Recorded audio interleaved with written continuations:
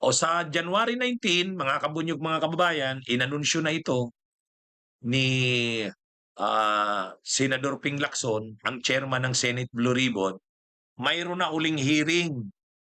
Actually, naka-break pa ang Kongreso, ang Senado.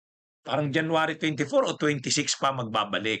Pero kahit hindi pa January 24 o 26, naka-break pa pero magmi-meeting na daw ang maghihiring na daw ang Blue Ribbon.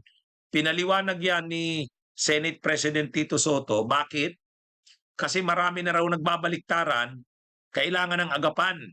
Ha? Kumbaga, yung investigasyon ng Blue Ribbon dapat paspasan kasi parang yung mga testigo nagbabaliktaran, wala ng mga follow-up kasi. Ito rin kasing ICI, palpak eh. Palpak. Nagrenda o tumigil yung investigasyon ng Blue Ribbon kasi pinaubayan na nga sa ICI. Ay, ang problema naman sa ICI, wala eh. Masyadong mahina. Ngayon, hindi na makagalaw kasi wala nang dalawang commissioners. Yung chairman na lang ang natira. O, hindi rin alam sa presidente kung ano nang gagawin sa ICI na yan. O, kaya tama yung ginawa ni ni Senator Ping Lacson na mag-hearing na ang Blue Ribbon at agahan na.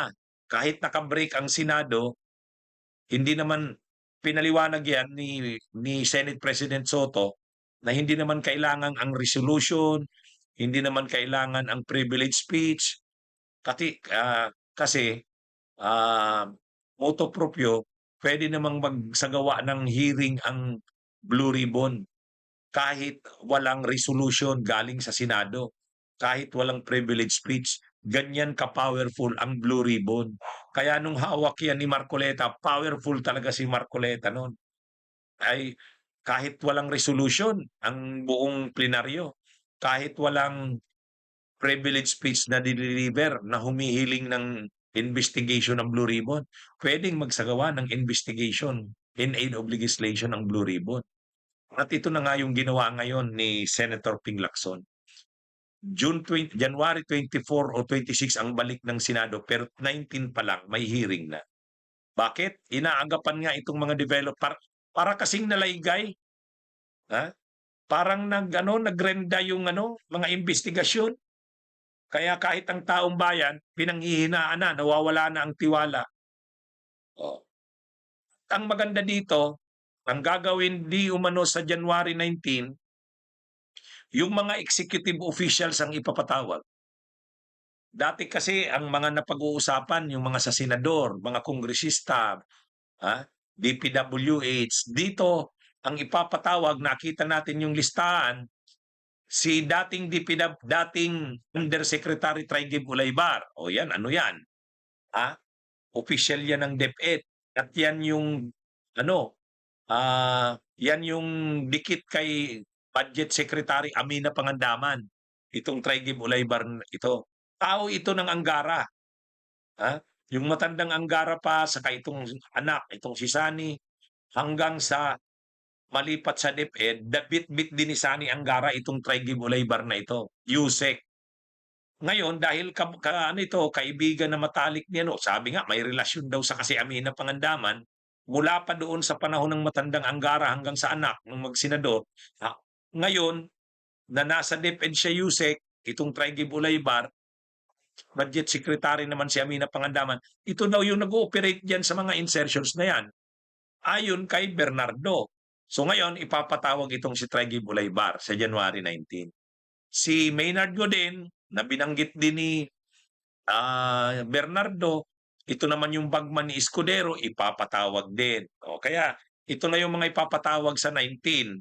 Si Maynard Ngo, si Traigib Ulaybar, o yan, si Bunuan ipapatawag uli, bagamat nasa US, pero ibig sabihin yan, hindi titigilan na imbestigahan si Manuel Bunuan, dating DPWH Secretary.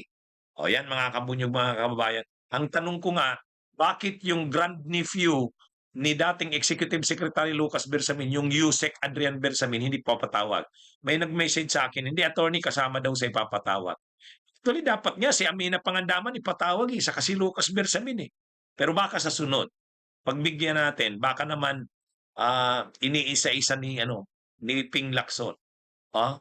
Pero tama ito mga kabunyog, at least yung pagkadismaya ng taong bayan na parang wala ng imbestigasyon na nangyayari kasi natigil na yung ICI, hindi naman natuloy yung pagkaso na sinasabi ng ombudsman. Kaya grabe na ang frustration ng taong bayan. Hindi naman natuloy yung mga pagkaso ng ombudsman, eh. Tapos yung investigasyon ng ICI natigil. Yung sa Kamara na investigation wala na, sinarado na yun, eh. Yung sa Senado naman wala.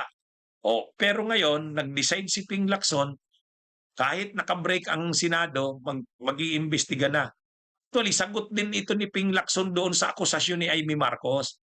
Kasi itong si Amy Marcos, inaakusahan sila Ping Lacson at Tito Soto na ano, parang ano daw, tuta na ng Malacanang.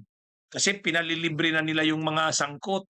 Hindi na iimbestigahan yung mga matataas na officials, yung lalo na yung galing sa executive. Ay ngayon, ang iimbestigahan na ni Senador Ping Lacson, yung mga nasa executive, mga USEC, tulad ni Ulaybar, ha? At ano dito, itong si Maynard Ngo, may connection din ito kay Lisa Araneta. Inaakusahan ito na close sa First Lady na si Lisa Araneta. Iimbestigahan na ngayon. So parang pinapakita ngayon, hindi totoo yung sinasabi ni Amy Marcos na pinuprotektahan ni Ping Lacson ng Blue Ribbon ang mga officials na associated sa administrasyon sa Malacanang.